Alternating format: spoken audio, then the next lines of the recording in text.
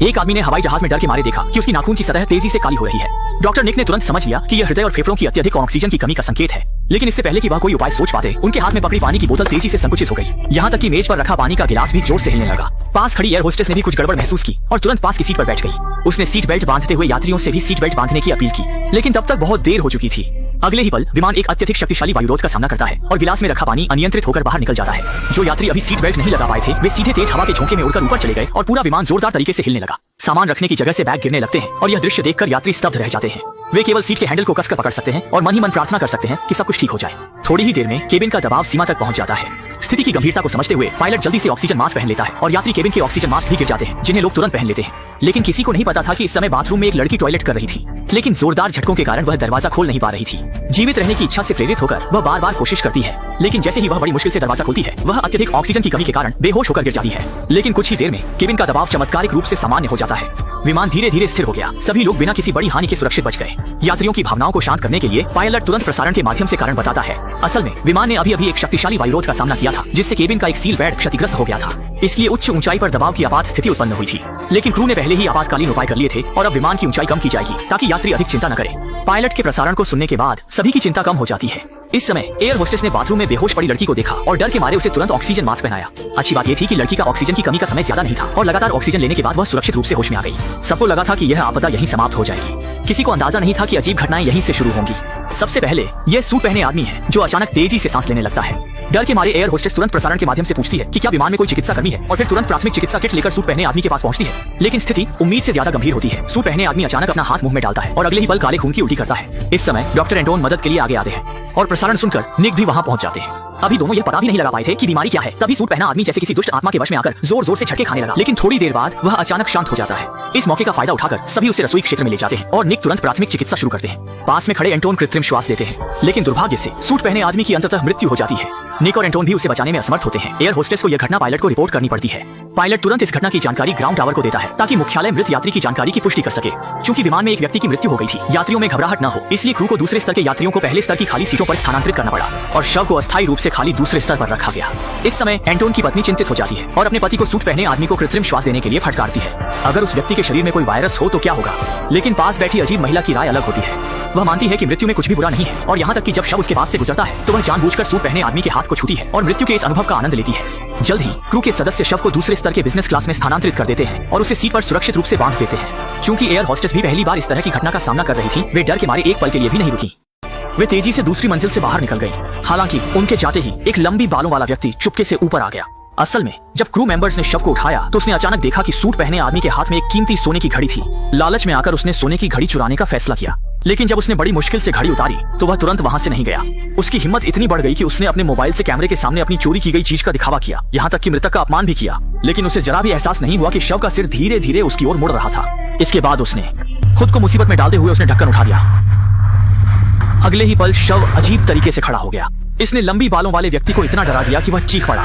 इसी समय एंटोन की पत्नी ने भी अजीब घटना देखी। उबाऊ पल में वह अपनी शादी की तस्वीरें देख रहा था और अगले ही क्षण ये देखकर वह अचानक पीछे मुड़ा, लेकिन वहां कुछ भी नहीं था और कॉकपिट की तरफ सिग्नल भी अजीब तरीके से कमजोर हो रहा था और टावर से संपर्क नहीं हो पा रहा था। कप्तान को एक अनहोनी की आशंका हो रही थी और इस तरफ निक भी अजीब घटना का सामना कर रहा था। सीट के सामने वाली स्क्रीन पर अचानक से दृश्य बदल गया और उसमें इसी विमान के पंख का दृश्य दिख रहा था। उसे स्पष्ट रूप से दिखा कि वहाँ एक मानव जैसी आकृति उसे एक तक घूर रही थी। निक के प्रतिक्रिया देने से पहले ही उसकी पत्नी ने उसे रोक दिया। ठीक है, हाँ, लेकिन जब उसने फिर से देखा तो स्क्रीन अचानक से सामान्य हो गई और इस तरफ एयर होस्टेस ने भी एक अजीब दृश्य देखा। उसने देखा कि बाहर एक लड़ाकू विमान उनके साथ साथ उड़ रहा था। अपने कई वर्षों के अनुभव में उसने ऐसा कभी नहीं देखा था। इस समय एक सहकर्मी ने भी अजीब बात बताई कि एक यात्री काफी समय से गायब है और यह यात्री वही था जिसने पहले घड़ी चुराई थी। अनजान एयर होस्टेस ने पास के यात्री से पूछा, माफ कीजिए, क्या आप जानते हैं कि वहां बैठा यात्री कहाँ है?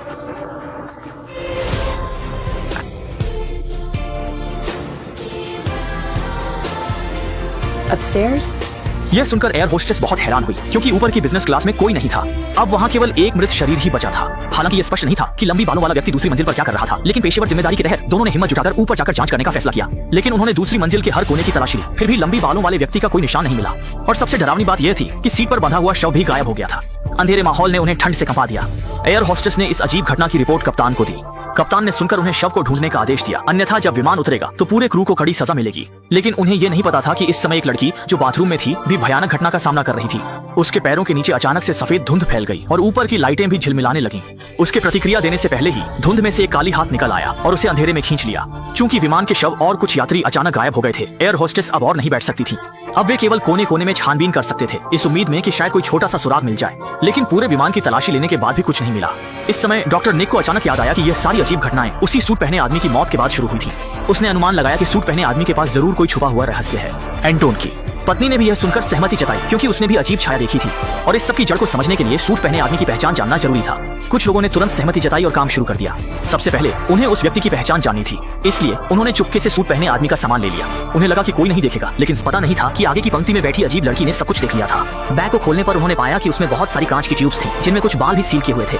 सबने सोचा कि शायद वे किसी श्राप के शिकार हो गए हैं और यह श्राप उसी सूट पहने आदमी ने डाला है। लेकिन इसे कैसे तोड़ा जा सकता है? जब सब लोग असमंजस में थे तो अजीब लड़की एक लकड़ी का बॉक्स लेकर अंदर आई। उसने देखा था कि सूट पहने आदमी ने बॉक्स को अपने पैरों के पास रखा था और वह उस बॉक्स का बहुत ख्याल रखता था, इसलिए उसने सोचा कि शायद इसमें कोई रहस्य छिपा हो।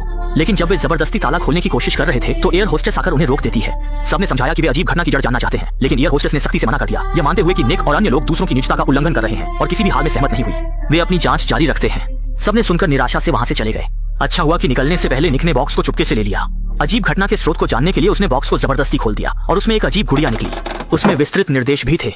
अजीब लड़की ने कहा कि यह गुड़िया मृत्यु के देवता का प्रतीक है। लगता है सूट पहने आदमी एक गुड़िया डिजाइनर था। दूसरी ओर एयर होस्टेस भी गर्म तवे पर चींटी की तरह बेचैन थी। उन्होंने पूरे केबिन की तलाशी ली, लेकिन कुछ भी पता नहीं चला। अचानक उसे याद आया कि एक जगह अभी भी नहीं देखी गई है और वह है विमान का कार्गो होल्ड, जहाँ चेक इन सामान रखा जाता है। थोड़ी देर सोचने के बाद उसने अकेले ही नीचे जाने का फैसला किया, जबकि उसका साथी केबिन के दरवाजे पर पहरा देने के लिए रुका ताकि कोई अप्रत्याशित स्थिति न हो। लेकिन एयर होस्टेस जैसे ही नीचे पहुंची, विमान में एक और झटका आया। उसे जमीन पर गिरा दिया और एक सूटकेस उसके ऊपर गिर गया।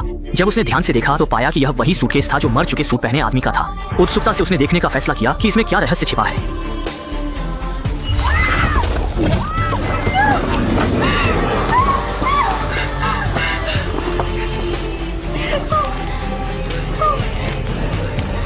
इसी बीच कॉकपिट के पायलट को हल्का सा आभास हुआ कि कोई अंदर आया है, लेकिन जब उसने पीछे मुड़कर देखा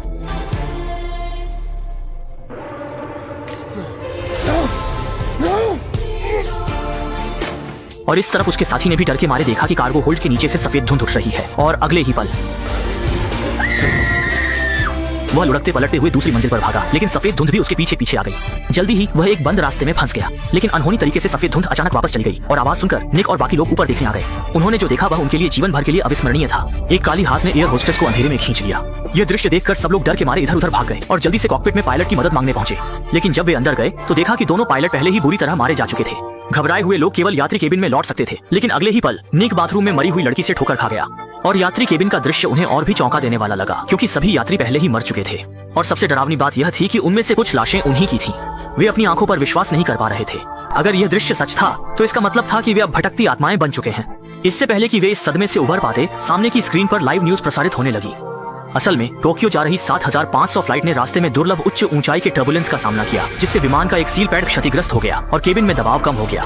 ऑक्सीजन की कमी के कारण सभी यात्री वहीं मर गए। उस समय मुख्यालय ने भी लड़ाकू विमान भेजे थे ये देखने के लिए। यही कारण है कि एयर होस्टेस खिड़की के बाहर लड़ाकू विमान देख सकती थी और लड़ाकू विमान के दृष्टिकोण से देखने पर 7500 उड़ान के अंदर कोई जीवन के संकेत नहीं थे और इस उड़ान का ईंधन भी समाप्त होने वाला था और जल्द ही यह प्रशांत महासागर में गिरने वाला था। असल में वे पहले ही मर चुके थे। पहले जो स्थिति उत्पन्न हुई थी उसका कारण यह था कि हर किसी के दिल में कुछ अधूरी इच्छाएं थी, जिसके कारण कोई भी वास्तविकता का सामना नहीं करना चाहता था। इसलिए मृत्यु ने इस तरीके को अपनाया और अब तक सभी ने संघर्ष करना छोड़ दिया। प्रियजनों की बाहों में धीरे धीरे अंधकार में समा गए और फिल्म का अंत भी यही होता है।